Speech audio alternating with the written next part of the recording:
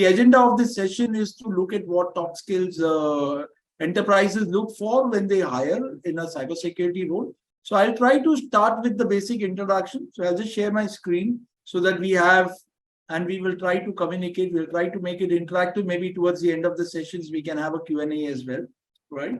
So this is the agenda for the day. So we are talking about skills organizations look for in cyber or digital security. So I will not restrict it to cyber. I will call it digital security, because when you say cyber, you are only referring to the internet, right?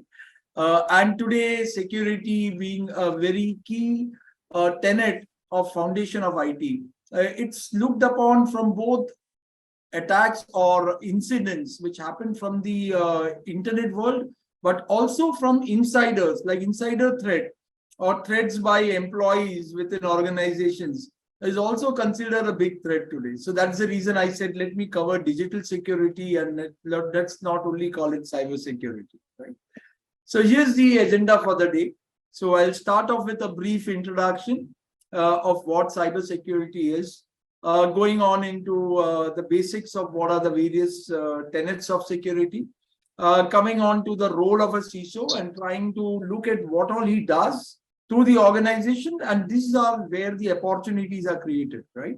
So whatever the CISO does in the organization connects to the security function, right? And those functions is where the jobs will come from, right? So that is, and this could be within a single organization, or could be with service provider organizations, or could be with providers providing services to these organizations, right? So this is what I wanted to cover. Then going on that, opportunities based on the above blocks, moving on to general skills and qualifications and specialized skills that would be needed for key roles. So this is what I would like to cover. I hope that covers what's the expectation of the team out here, right? So we start off with the basics. So what is cyber or digital security? So anything which looks at securing cyber security or digital security is a process of securing everything which comes within the network or the digital infrastructure, as we call it, right? So that is what it is. So when we say network is not only switches or routers. We are talking about everything which connects everything within an environment, right? So typically in a customer environment, you have something called as perimeter, which means you may have a firewall and you say everything within it, and then you have a world outside that. So even if there is threat perception or there is a threat beyond that, and you need to go through that to protect yourself, that comes under the gamut of cyber or digital security. So security, like it's used in national security parlance, can be offensive and defensive security, right? And it is very important that you understand what are the various areas within the security parlance, so that you understand how the jobs come out of those areas, right? So going forward, we talk about where does the security apply to. So here we talk about infrastructure. So the infrastructure is anything which connects all your devices together. Say, for example, you want some data to be hosted over the internet. You need servers, right?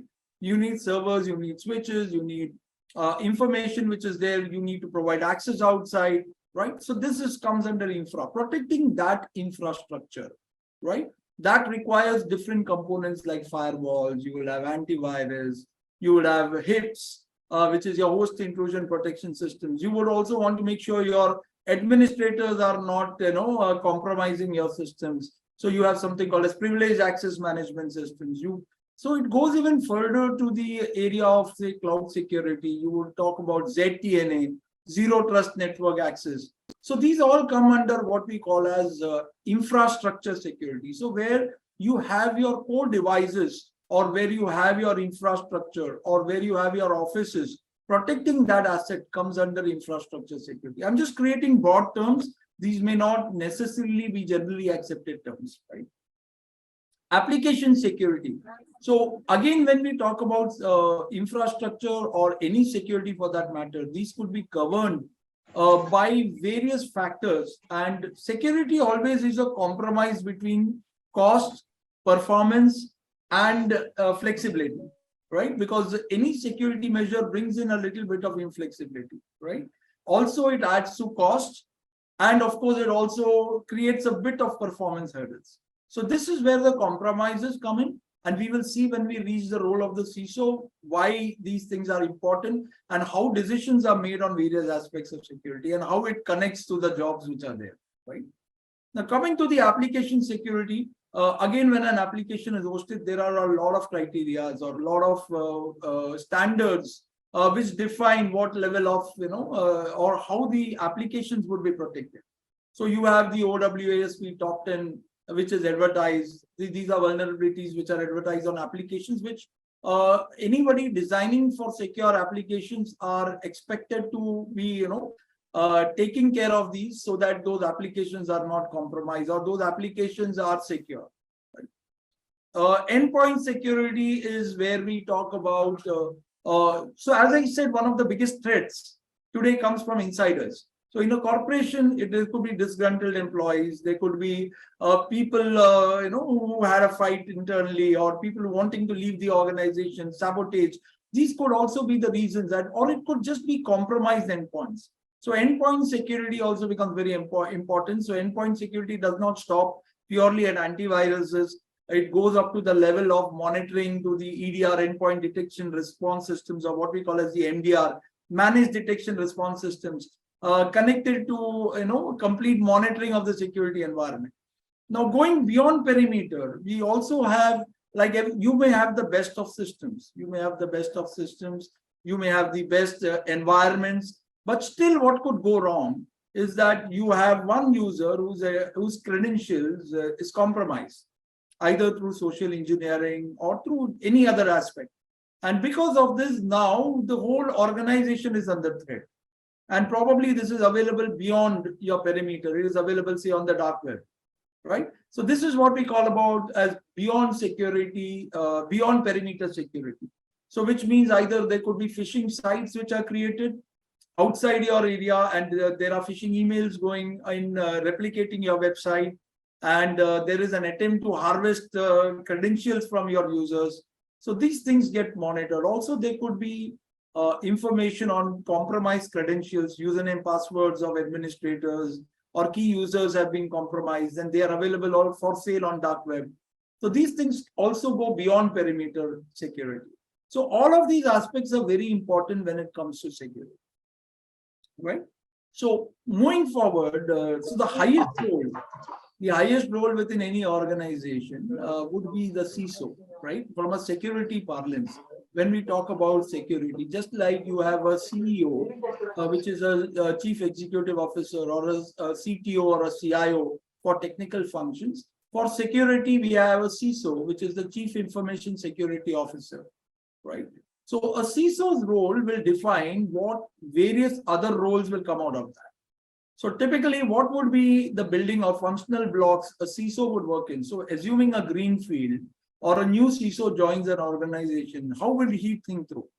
So he would first of all try to do a risk analysis, or he would try to see, what is where am I? What am I supposed to do? Right? What does my organization do? What is the threats to my business? Who are my competitors? Who could probably try to create a threat for my business? So these are thoughts which go beyond technology. These are business levels, so a business understanding, a managerial understanding, a technological understanding of all functions is what a role of a CISO brings in, right? And the CISO first does a risk analysis. He tries to look at all the possible risks or the possibility of threats coming in from different areas, and he tries to create a risk plan, right? So that defines what they call as a security posture of an organization.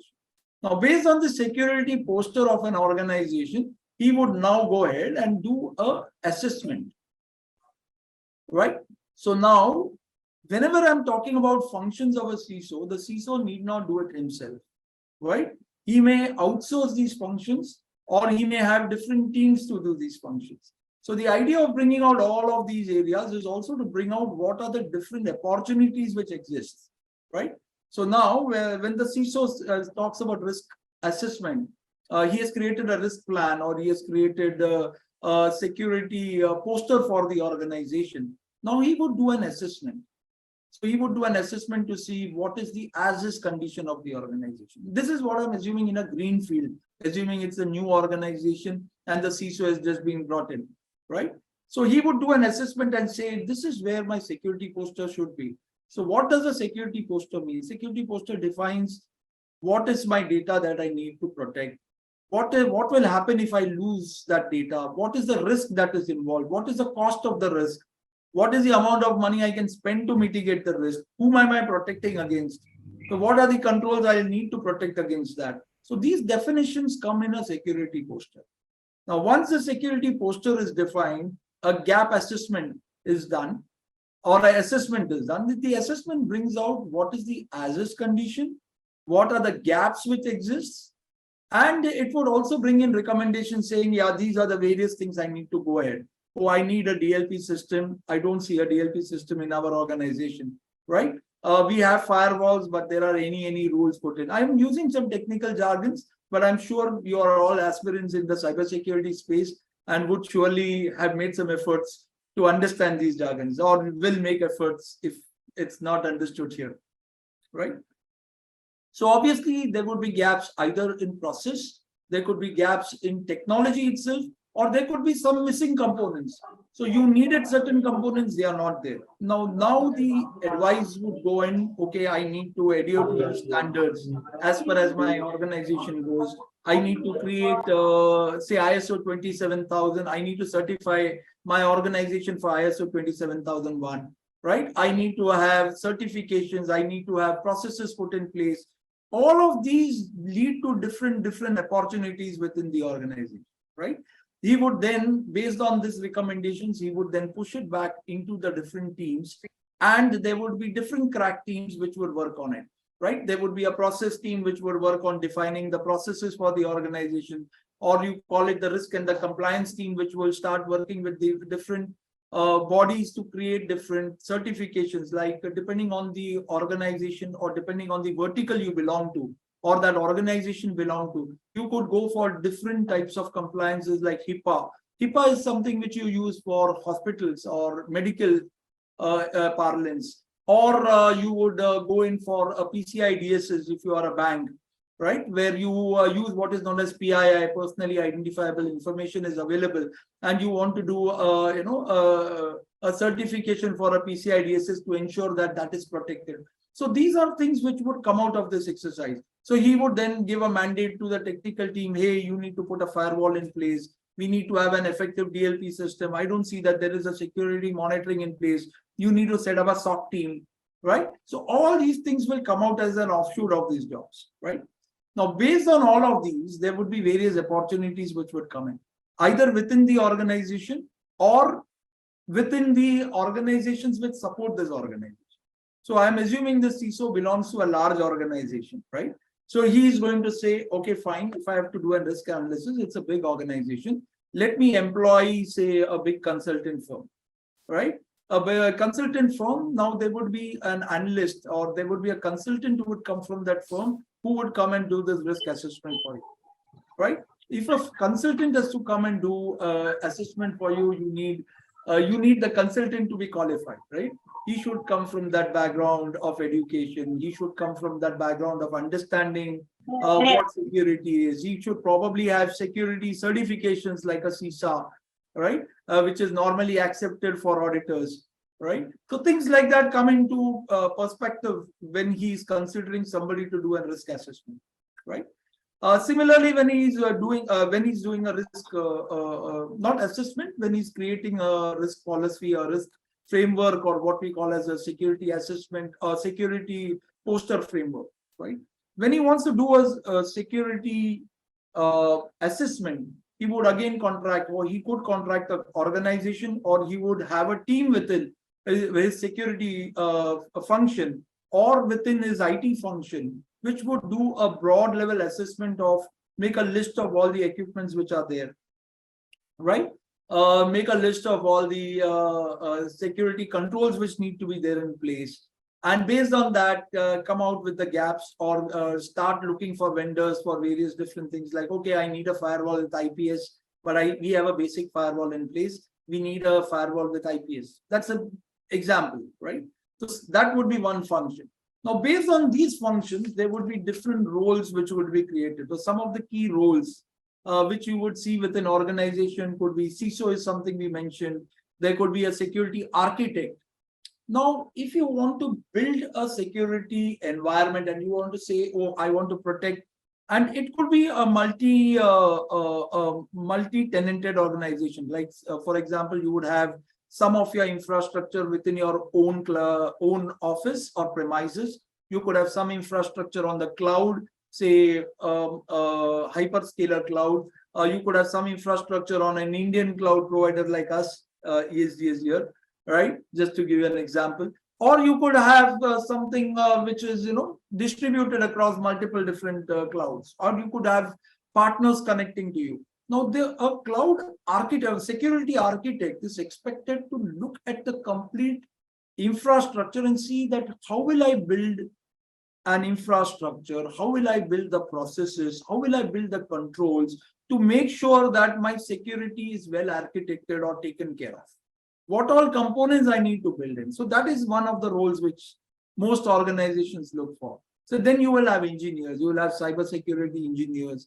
And again, now when it comes down to functions, there are various functions. You may have an audit and compliance function, which is pure managerial, where you go into more process related stuff of security, right? There could be another function which is more IT driven or technology driven, where you will have component deployments as a function, right? So you would say, okay, let me have a team which administers firewalls. So these are security engineers. So security engineers could come in different flavors. So engineers which set up a firewall, set up a DLP system, set up a HIP system, manage those systems, right? So these could be one classification. And there could be a monitoring team, right? Which we call as a SOC. The SOC team would be trying to say, okay, once all these things are put in place, I'll be continuously monitoring, right? It's like saying that you have built a beautiful fort, you are continuously monitoring for the fort to ensure that nobody is breaching the walls of this fort, right? So that team would also go additional. So the qualification needed for that team would be analysis of logs coming from various functions. So the skills required in that role would be more from a perspective of, okay, I like looking at data. I like looking at what logs are generated in the system. I like to see what else, who else can come into the system. I have all the controls in place. I have all the right infrastructure in place. But is it possible that, somebody could break in? So he would probably employ somebody to do a vulnerability assessment. A pen tester could be a part of the SOC team, right? So again, as I mentioned, penetration testing or pen testers are again a breed of people which have a good scope within the organizations and also within a lot of consultant and provider organizations. So as I said, it's an ecosystem.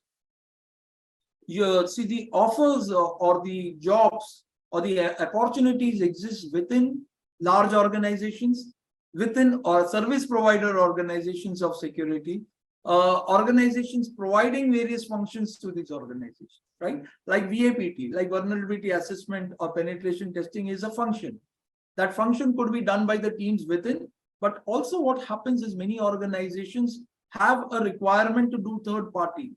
So they say that apart from your own team doing it, it is necessarily as per the process that you have to get it done at least through one external source, right? A third party vendor. So in which case, you have a third-party vendor or a service provider also who needs to have a pen tester, who also needs to have a team which will do a vulnerability assessment, penetration testing, or a third-party SOC, right? So these functions or jobs which I'm talking about are generic and could be there across a single organization, could be with a service provider like us or a AWS or a Azure, or it could be with somebody providing consultancy services to these organizations, right?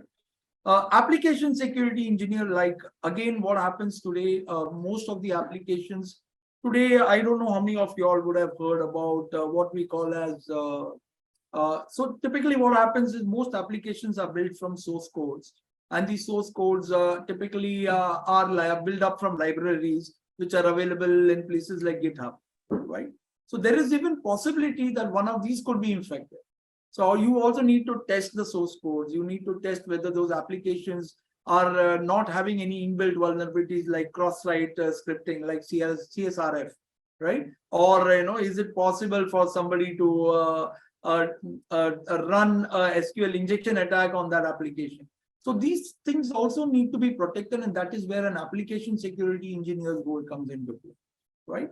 A SOC analyst role or a SOC expert role is a different role, as I mentioned. Could be a SOC is a team which monitors the security environment for any breaches, for looking at if there are any violations happening in the security, right? So, and this team is responsible for ensuring that there are no breaches, no attacks. And if there is an attack, how do you go forward and remediate against those attacks, right? So within the SOC, you may also have teams or opportunity for cyber forensics experts, right? So cyber forensics teams are responsible for identifying, in case of an attack, how did it happen? I will not call it an attack, it's called a cyber incident, right?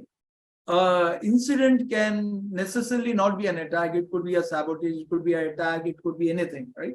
So any cybersecurity incident needs to be analyzed once it is, even as per government mandate, if there is a cybersecurity incident today, you need to report it within 6 hours to the government, right? So which means when you report it, you need to know how it happened, right? Who did it? Where did it come through? What was the modus operandi followed? Right? What type of malware he used to perform that? What credentials were breached? How did he get access? So these all come under the garment of cyber forensics, right? And this also helps in tightening or strengthening the system further, right? So I hope that covers a broad gamut. Of course, all roles within security, it's endless, right? There will be a lot of roles which comes under cybersecurity. Now, going on to the qualifications. So typically, like in any other technical functions, most of the time, of course, there are exceptions, but most of the time, the preference, if I were hiring, it becomes easier for me to look at a technical qualification. So I would look at somebody with a BSc IT rather than somebody with a BCom. But there are exceptions, right? So, but then that exceptions need to be demonstrated. So there could be scenarios where there could be somebody with a B engineering and competing with somebody with a BSc IT, and the BSc IT comes out better. So the basic qualification which is required is the interest, and that interest comes out when you face any interview. So if I was interviewing, I would look at obviously the qualifications, because I need to look at the long-term investment which the candidate is ready to make or has made towards coming into that. Because it's not that you wake up one day and decide that I would want to be a security engineer. You have to work through it, right? So you have to do the right courses, you have to prepare yourself, you need to be aware of what's happening in the background. So if I was interviewing somebody for security, my questions would be on recent incidents, right? How he analyzes or how he thinks about it, depending on the role I look for, right? So typical engineering graduate, preferably within IT, is something you would look for. Additional qualifications depending on the role. It could be something like a CEH. CEH, suppose I was looking for somebody in a SOC, as a SOC analyst, I would look for a CEH, which is a basic qualification. Typically, that qualification helps you to have understood various types of malware, how you would protect against that, how would you be able to analyze logs, things like that. If I was going into a higher role of looking for people at a managerial level for managing or management of my infrastructure, you could have something like certifications like CISMs, right? Information specialists or information managers, right? There would be CISA profiles or I'm just talking about certification. It's not always mandated that you have certifications, but it is mandated that you should have either gone through a course or you are having the knowledge that the course offers, right?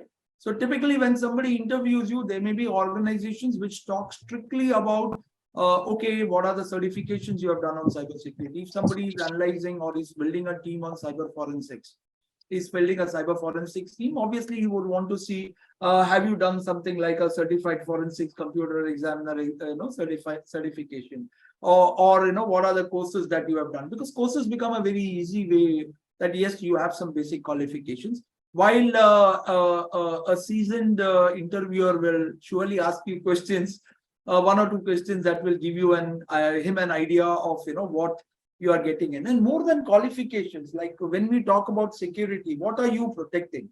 You're protecting infrastructure, you're protecting applications, you're protecting the environment. So understanding of those is something you look for.